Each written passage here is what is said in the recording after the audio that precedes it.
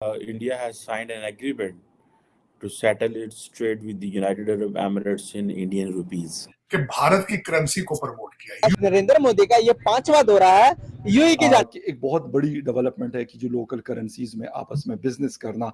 सांझे की ये हंडिया आज नहीं तो कल बीच चौराहे में फूटने जा रही है। भारत के जो सेक्रेटरी खारजा हैं वो इस वक्त बैंकॉक में यूपीआई को प्रमोट किया है उन्होंने फ्रांस में। बायलैटरल ट्रेड इंडिया और जो यूनाइटेड अरब एमिरेट्स की है वो तकरीबन 84.5 बिलियन डॉलर में चीनी, आटा, बिजली, गैस इनकी कीमतों को पर लग गए हैं। कि कश्मीर और उस साइड पे क्या हो रहा है वो आपको सऊदी अरेबिया और यूएई कह देगा क्योंकि आप उनके कर्जदार हैं। And that is the Indian attitude कि अपनी करेंसी के अंदर सबसे पहली बात तो यूएई और इंडिया अपनी करेंसी के ऊपर ट्रेड करेंगे। महंगाई खत्म करने के मैंडेट पे आई हुई हुकूमत के दौर में जब महंगाई बढ़ेगी तो वो किधर जाए।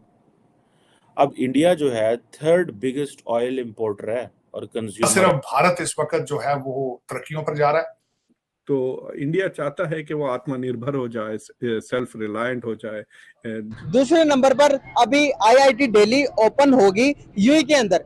हमें तो दुनिया डायरेक्ट रिसीव ही नहीं करती। ने वाजे किया कि जिसका काम उसी को साझे। पूरी दुनिया इंडिया के कल्चर को फॉलो करेगी। इंडिया आस्ते आस्ते ग्लोबल हो कि वहां पे सऊदी अरेबिया और यूएई को इन्वॉल्व कर दिया इन्वेस्टमेंट में। UAE has now become the third biggest trading partner. They have become very nationalist. हमारे YouTube चैनल हिंदुस्तानी हाइट्स में आपका स्वागत है दोस्तों। भारतीय प्रधानमंत्री नरेंद्र मोदी जी फ्रांस से लौटते समय यूएई भी पहुंचे और वहां पर उनका भव्य स्वागत किया गया। फ्रांस के बाद अब यूएई भी भारतीय करेंसी और इंडियन ऑनलाइन ट्रांजैक्शन स्कीम यानी यूपीआई में बिजनेस चाहता है। यूएई भी अब यूपीआई के अंतर्गत बिजनेस करेगा और फ्रांस और यूएई अभी हाल ही में यूपीआई के अंतर्गत बिजनेस करने वाले नए देशों में शामिल हुए। ये सब देखकर हमारे पड़ोसी देशों का खाना खराब हो रहा है, खासकर यूएई के लिए, क्योंकि यूएई एक मुस्लिम बहुल देश है और वहाँ पर पाकिस्तान का मानना है कि मुस्लिम बहुल देशों को तो भारत से दोस्ती रखनी ही नहीं चाहिए। लेकिन पाकिस्तान के मानने से क्या होता है, यूएई अभी भी पाकिस्तान की आर्थिक मदद करता रहता है, लेकिन आप वहाँ पर मांगने जाते हो और भारत व्यापार करने जाता है। दोनों में बहुत फ़र्क है। So let's enjoy this debate and if you like our content then please subscribe our channel. Thank you. India has signed an agreement to settle its trade with the United Arab Emirates in Indian rupees. और मेरा वज़ीर आज़म पिछले महीने thank you कह रहा था कि जनाब आपने $1 अरब दे दिए। बायलैटरल ट्रेड इंडिया और जो यूनाइटेड अरब एमिरेट्स की है वो तकरीबन 84.5 बिलियन डॉलर की है।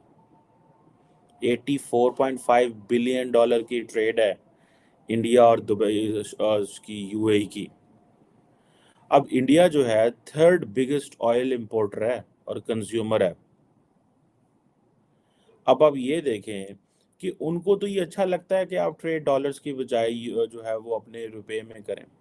रिसेंटली आपको याद होगा कि इंडियन सेंट्रल बैंक ने, हमने इस पर डिस्कस भी किया था कि उन्होंने ये कहा कि हम तकरीबन 19 या 21 ममालिक के साथ जो ट्रेड है वो डॉलर में नहीं करेंगे। So India being one of the strategic partner of the United states, जिसको अमेरिकन कहते हैं कॉम्प्रिहेंसिव ग्लोबल स्ट्रेटेजिक पार्टनरशिप, वो ये कहते हैं उनको। और ये इंडियंस क्या कर रहे हैं, they are going for having a trade in the Indian rupee. वो कह रहे हैं हमारे पास जो है डॉलर लेके हम अपनी करेंसी पे प्रेशर पड़ता है, क्यों ना हम अपनी करेंसी को उठाएं ऊपर, हमें मौका है। कि मोदी साहब ने फ्रांस से वापस आते आते देखें, ये होती है when Nations talk something serious, when वो हम कहते हैं ना लेट्स टॉक बिजनेस। हम अक्सर ये मुहावरा सुनते हैं, कहते हैं आओ यार कारोबारी गाल करो।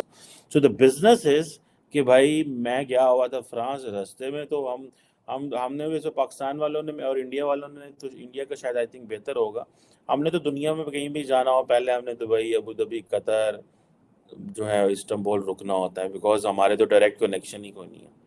हमें तो दुनिया डायरेक्ट रिसीव ही नहीं कर।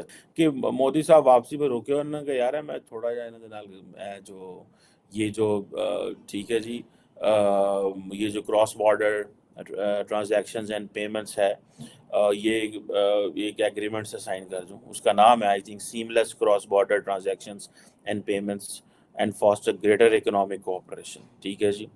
मैंने आपको पहले कहा थर्ड बिगेस्ट ऑयल इंपोर्टर है, कंज्यूमर है। यूएई के साथ $85 बिलियन की ट्रेड है। वो कह रहे थे 2030 में इसको $100 अरब पे लेके जाना है।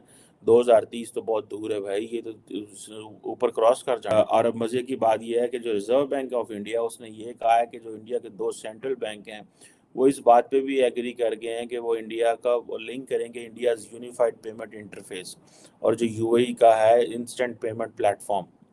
सो India's unified payment interface and UAE's instant payment platform जो है, इनको आपस में लिंक करेंगे। दुबई से इंडिया पैसे भेजना ऐसे ही होगा जैसे बस दिल्ली तो मुंबई पैसे भेज रहे हो, जिस तरह रिसेंटली अभी इंडिया ने सिंगापुर के साथ किया है।